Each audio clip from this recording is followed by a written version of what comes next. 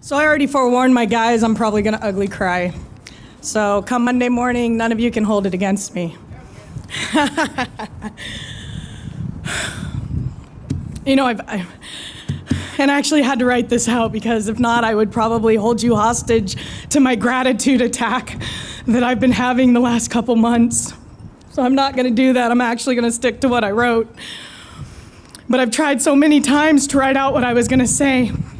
And every time I couldn't get past this moment, past this emotion of honor and gratitude of what it means to be standing here in front of all of you as a Swiger Memorial Scholarship recipient.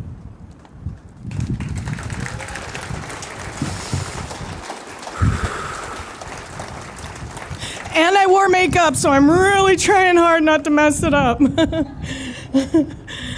I find sometimes that emotions are so big they can only be felt, but I'm gonna try my best to convey them.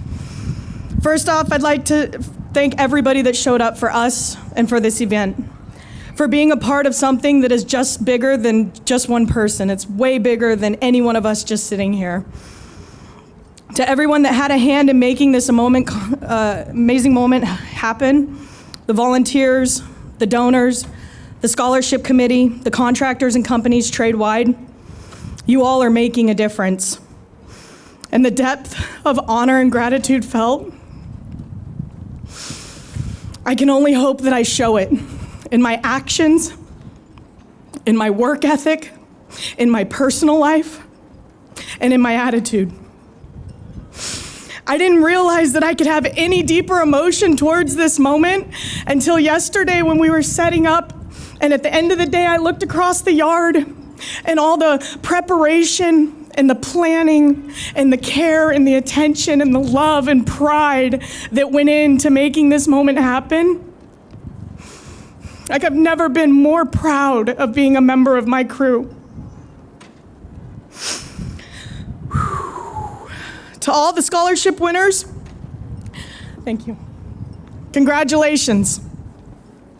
What an achievement and blessing to be bound in this moment of time with you all. If ever you needed advice, the best I could offer you is to be men and women of courage. It takes courage to pursue your dreams without veering to the right or the left.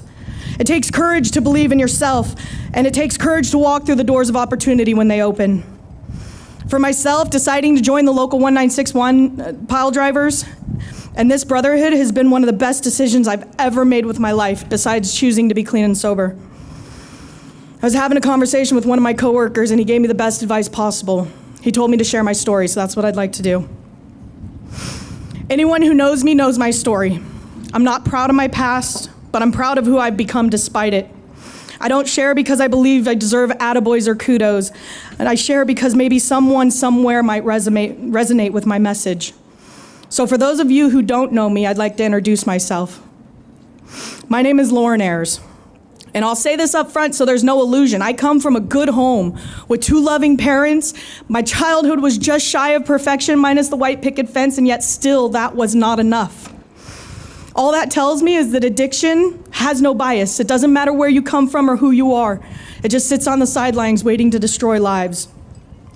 Selfishness and self-centeredness combined with horrible decision-making skills led me to a lot of dark places. It wasn't until much later in my life and a lot of destruction left in my wake that I finally hit rock bottom and lost it all. And not just monetary and material possessions, but the precious and the priceless stuff. The stuff that had I known then what I know now, I would have never let out of my grasps. My self-worth, years of my freedom, a relationship with my mother, and most importantly, my children.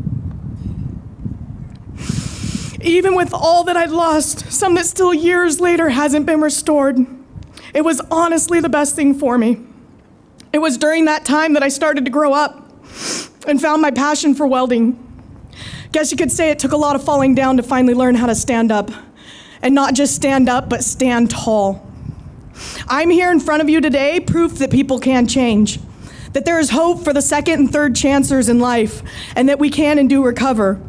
If there's anything I can leave you with today, it would be to never give up that hope. Because honestly, I needed each and every one of you to become the person that I've become, to become who I am becoming. My community, my people, my family. I probably never would have believed in myself had it not been for all of you believing in me first. Safe to say it took a village to raise me up in the last couple of years in my apprenticeship, to help me grow both personally and professionally, to build confidence, character, and integrity, to have courage to be who God intended me to be, a person that strives to do better and be better, that cares about the well-being of others and takes any opportunity to help, encourage, or just be a support. Believe that I couldn't have done this or gotten this far alone. And anything good in this life that I have, I owe to somebody else. Of the faces that I know in this crowd, so many of my guys and my peers, there's not one person that hasn't added value to my life or helped me become something better. I hope to be to others what others have been to me. They say if you want to see change, you have to be the change, and that's what I intend to do. This industry has given me a strength and drive that I never would have dreamt possible.